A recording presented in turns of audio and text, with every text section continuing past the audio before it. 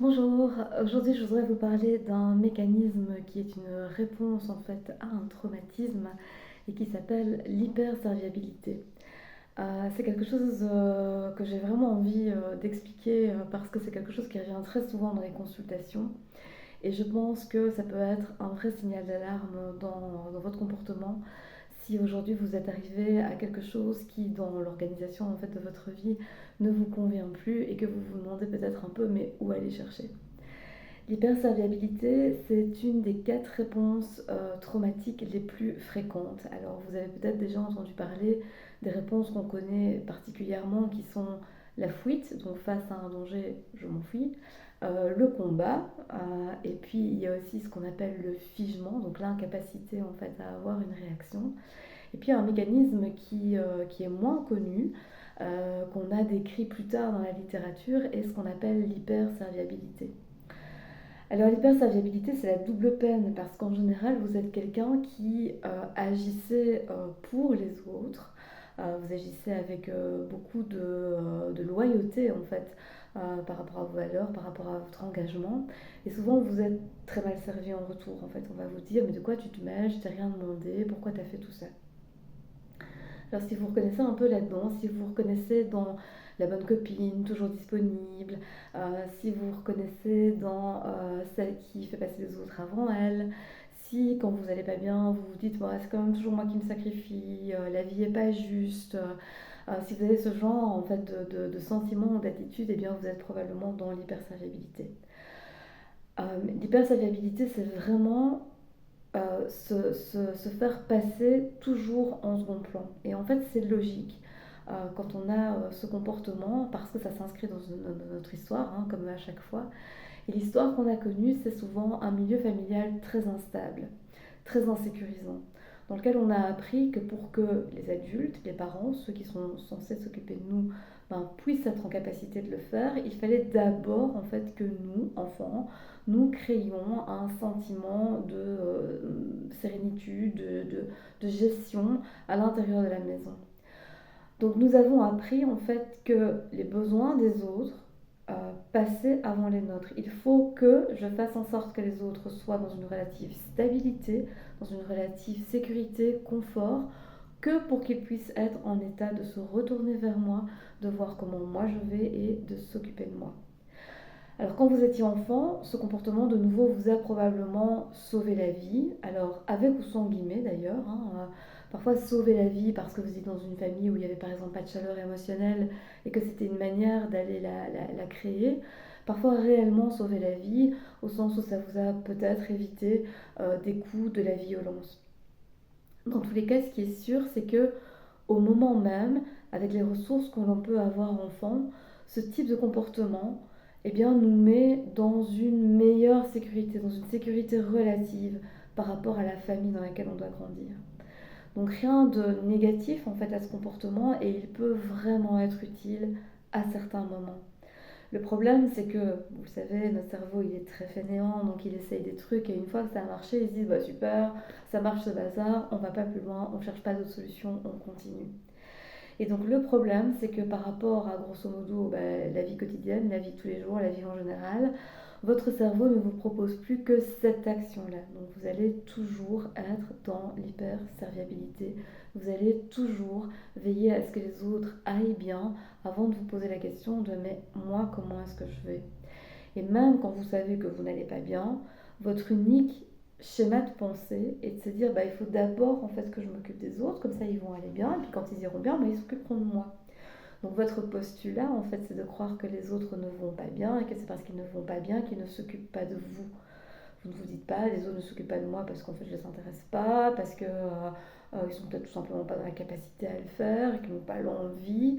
Non, vous vous dites en fait votre lecture des événements c'est les autres ne vont pas bien et je dois faire en sorte de les satisfaire en fait pour qu'ils puissent alors en fait me donner une contrepartie et regarder vers moi.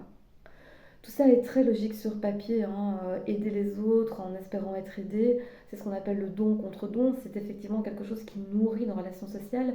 C'est vraiment à nouveau décrit dans la littérature et c'est quelque chose de plutôt sain en fait. Je rends un service on m'en rendra un. Et à l'inverse, quand je rends un service, je me dis, cette personne, elle m'aidera, et inversement. Donc, on sait en fait que cet équilibre, ces comptes d'apothicaire, c'est quelque chose qui motive l'être humain de manière générale.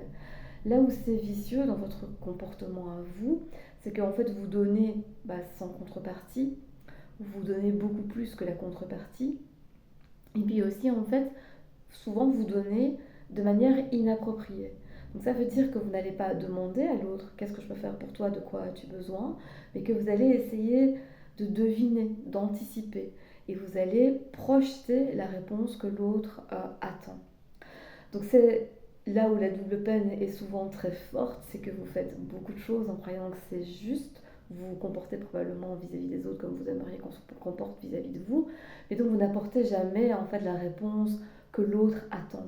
Et donc non seulement vous rendez service beaucoup plus que ce que vous devriez le faire, et ce qui vous revient en retour, c'est de dire mais t'es complètement à côté de la plaque, de toute façon ce que t'as fait c'est inutile, j'en avais pas besoin, ça ne me sert à rien. Donc en plus vous êtes repoussé. Au milieu de tout ça, personne ne s'est occupé de vous, personne ne vous a demandé comment vous alliez, et personne n'a veillé à faire en sorte que vous alliez bien. Alors l'hyperserviabilité, donc j'ai expliqué que c'était une réponse à un traumatisme, donc il y a quelque chose à nouveau dans votre enfance probablement, mais de très lourd, qui fait que vous avez cru que c'est comme ça que la relation humaine fonctionne. La bonne nouvelle, c'est qu'on peut se sortir de ces mécanismes traumatiques, à condition évidemment de comprendre qu'ils prennent place dans votre vie, et puis aussi d'essayer d'aller comprendre ce qui fait que ça s'est mis en place dans votre vie. Donc moi je crois, vous savez, à beaucoup de choses, mais je ne crois pas à la magie en fait de ce genre de solution. Il faut évidemment pouvoir s'accorder des espaces dans lesquels on s'interroge sur mais qu'est-ce qui a fait que je suis arrivée là. Alors, en consultation au cabinet, la plupart du temps, les gens me disent mais tu sais, en fait, moi je suis vraiment une super chouette personne, moi j'aime rendre service, moi ouais, c'est vrai, je suis une bonne patte, mais j'ai été élevée comme ça. Enfin voilà, il y a 1000 choses qui viennent un petit peu justifier vos comportements. Alors, il est important de faire la différence entre trois choses: votre personnalité réelle, les croyances et l'éducation qui ont été fournies par vos parents, par l'école, par le monde professionnel, et le comportement traumatique. Alors, on peut être à travers ces trois catégories une chouette personne. Ce qu'on va essayer de décortiquer, c'est quand est-ce que c'est vraiment notre personnalité, et quand est-ce que c'est une réponse traumatique, et quand est-ce que c'est une croyance. Donc être une bonne personne, ça n'est pas défini dans un bouquin. Et si vous êtes, comme moi, plutôt enclin à suivre ce qu'on appelle la voie chamanique, vous savez qu'il n'y a pas de bien et de mal. On essaye en fait de maintenir un équilibre. Mais un équilibre, ça veut dire qu'il y a du sombre et il y a du clair. Et on essaye toujours un peu de se dire, ok, quel est le juste milieu. Parfois, le juste milieu, il va vers le plus sombre, et parfois, il va vers le plus clair. Et donc, on ne parle pas vraiment de moralité dans le chamanisme. Donc, je ne peux pas vous écrire une série de comportements qui fait de vous une bonne ou une mauvaise personne. Par contre, ce que je peux vous dire, c'est que dans votre personnalité, vous allez être enclin à être plus ou moins généreux, par exemple. Ça fait profondément partie de vous. Une bonne manière pour estimer ce qui fait vraiment partie de votre identité, c'est d'observer comment vous vous comportez avec des inconnus qui ont absolument rien à voir avec votre vie. Les gens que vous croisez à la caisse du supermarché, ou un autre exemple qui est aussi qui fonctionne bien pour comprendre, ce sont les personnes par exemple qui font la manche. Alors, si vous vous retrouvez face à quelqu'un qui fait la manche, il y a plusieurs types de comportements possibles. L'ignorer, lui donner de l'argent et lui donner de l'argent, lui parler et en plus lui rendre un service. Et puis, il y a par exemple faire tout ça et l'emmener chez vous pour lui permettre de prendre une douche, de passer une nuit au chaud, de mettre en œuvre les services sociaux, de prendre contact avec une amie qui serait assistante sociale ou que sais-je. Donc vous voyez, il y a vraiment tout un scope en fait de possibilités pour rendre service à cette personne que vous ne connaissez pas. Je ne suis pas en train de dire qu'il y en a qui sont bien et qu'il y en a qui ne sont pas bien. Je suis juste en train de décrire un ensemble de possibilités de réponse. Si vous vous dites que par exemple quand vous rencontrez un sans-abri, ce que vous faites avec naturel, avec spontanéité, sans rien attendre en retour, puisque là pour le coup a priori c'est vraiment quelqu'un mais qui n'a pas d'impact sur votre vie, qui peut rien faire pour vous, que vous n'allez pas recroiser, qui n'est pas dans vos systèmes comme on dit, et bien si vous vous dites voilà, moi quand je croise un SDF, je lui donne un peu d'argent, je le regarde droit dans les yeux, je lui dis bonjour, je lui témoigne du respect, et bien ça doit être votre norme de comportement. Ça veut dire que ce que vous faites pour un inconnu, eh bien ça doit être en fait votre signal de dire ok, ça c'est ce que je fais avec vraiment ma personnalité, sans que je sois poussée dans le dos par quoi que ce soit. C'est mon naturel à moi, c'est mon niveau en fait de comportement par rapport à quelqu'un qui n'a pas ou très peu d'impact dans ma vie. Vous pouvez faire ça à l'infini, hein, observer votre comportement avec la voisine, avec, comme je disais, quelqu'un au supermarché, les gens qui veulent dépasser dans la file, les gens qui vous disent est-ce que vous pouvez m'aider à attraper un truc en hauteur. Comment vous vous comportez? Quelle est votre limite? Qu'est-ce qui fait que là, vous vous dites je le fais avec plaisir, sans que ça me coûte, avec naturel, avec humanité? Une fois que vous avez déterminé ça, vous avez déterminé en grande partie votre personnalité. De nouveau, elle est plus ou moins généreuse, elle est plus ou moins empathique, elle est plus ou moins tournée vers l'autre. Ça n'a aucune importance. On n'est pas ici pour distribuer des bons ou des mauvais points, simplement pour constater en fait quel est votre niveau euh, d'action gratuite, spontanée, sans de nouveau que ça vous sacrifie à l'intérieur. Une fois que vous avez observé ça, ce qui est intéressant, c'est d'observer ce que vous allez faire. Parfois, c'est pour pousser le curseur un peu plus loin, en fonction en fait de votre éducation, des croyances qui vous ont été transmises au niveau en général familial, mais ça peut être arrivé aussi par ailleurs. Donc on a tous des phrases comme ça, du genre mais oui, mais imagine, tu pourrais être à sa place, le pauvre, etc. Fais ceci de plus. Comporte-toi davantage envers cette personne. Alors, les valeurs familiales, les valeurs intrinsèques à notre système, elles sont évidemment pas par essence négatives, mais c'est intéressant de se dire, tiens, en fait, ça, moi, je l'aurais pas fait, mais je le fais parce qu'on m'a appris que je devais le faire. De nouveau, ça peut être tout et n'importe quoi. Moi, j'avais une mère qui sauvait tous les chiens perdus son collier, qui était toujours en train de sauver la veuve et l'orphelin, c'était vraiment Zorro. C'était un peu too much, quoi, parce qu'elle nous a régulièrement alors complètement abandonnés pour aller s'occuper de gens qu'on connaissait pas, qu'on n'avait jamais vus, qu'on verrait jamais de notre vie, alors que nous on était là en mode super, qu'est-ce qu'on va faire pour souper, on ne sait pas, il n'y a rien dans le frigo, il n'y a pas d'argent sur la table, et donc c'était évidemment complètement disproportionné. Donc ce qu'elle nous a transmis, cette espèce d'immense générosité envers l'autre, est évidemment mais complètement dysfonctionnelle en fait, et n'est pas un modèle éducatif sain à suivre. Et puis il y a le troisième volet qui est vraiment le côté traumatique en fait, qui continue à parler en vous. Et je donne souvent cet exemple en séance. Moi, quand j'étais petite, j'avais deux parents complètement immatures. Mon père buvait et mon père, en fait, était souvent un père plutôt joyeux et plutôt calme et serein quand il avait bu. Par contre, donc, quand il revenait à la maison, il demandait où était sa bière et s'il ne trouvait pas sa bière, c'est vrai qu'il pouvait s'énerver par rapport à ça. À côté de ça, ma mère, dès que mon père ouvrait la bouche, commençait à vraiment péter des câbles. C'était le drame absolu. Elle était capable de s'enfuir en nous plantant là, en pleurant, en criant, en disant qu'elle allait se suicider. Enfin, c'était vraiment la crise de nerfs absolue.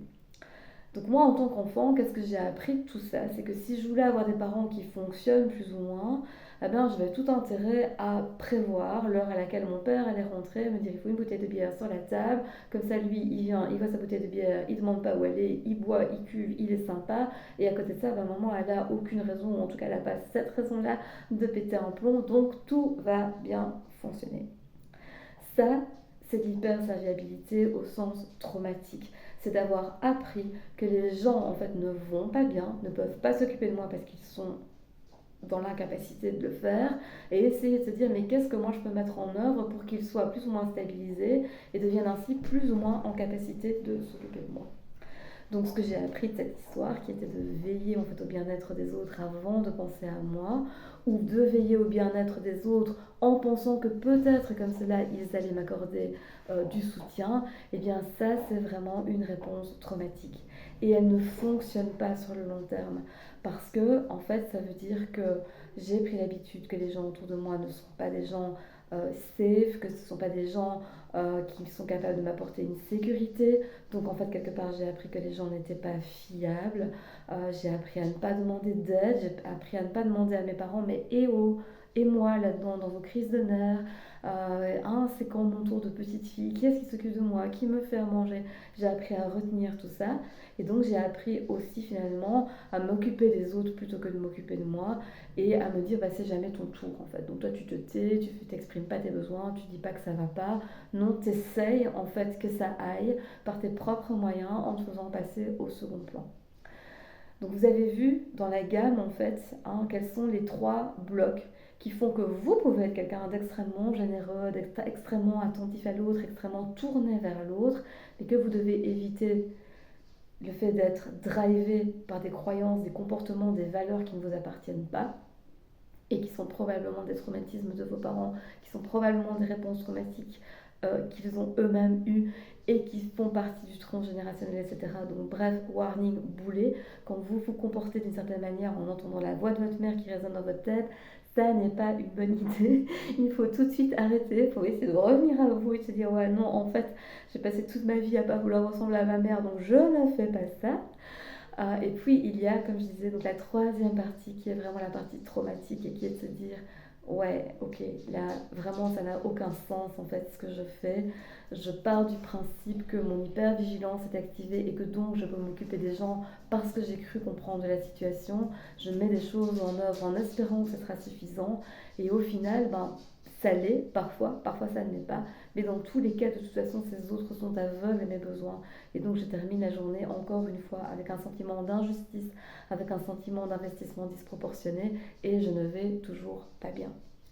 Donc si vous vous retrouvez dans ce que je viens de décrire, si vous commencez à comprendre en fait où est votre personnalité et où elle reste, c'est vraiment intéressant de venir en thérapie pour travailler ça.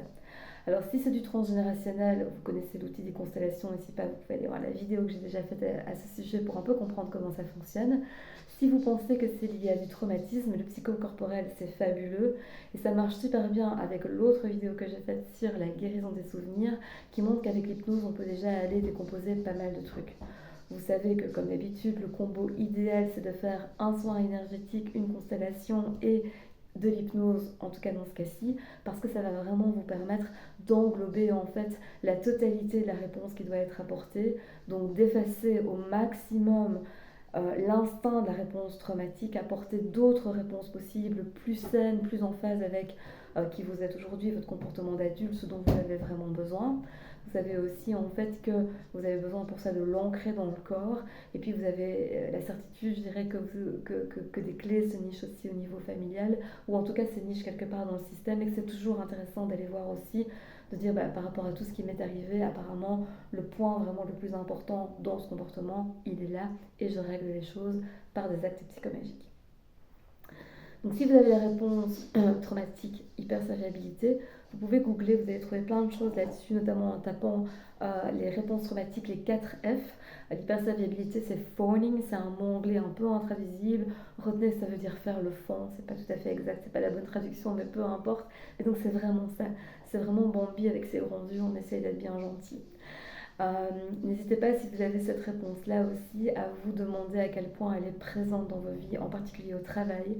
Si vous êtes dans des états de burn-out, d'épuisement, si vous ne savez jamais dire non au boulot, c'est sûr et certain que vous avez faune dans votre schéma de trauma et de réponse traumatique. Donc je vous invite vraiment à en découvrir un peu plus. J'écris régulièrement sur le sujet. Si vous allez sur la page Facebook de l'âme en soi et que vous tapez en fait des réponses traumatiques, phoning, hypersensibilité, vous trouverez déjà pas mal de choses écrites. Et n'hésitez en tout cas pas à m'envoyer un message si vous êtes bloqué là-dedans. Prenez bien soin de vous et surtout mettez-vous en mouvement pour guérir de ça. À bientôt!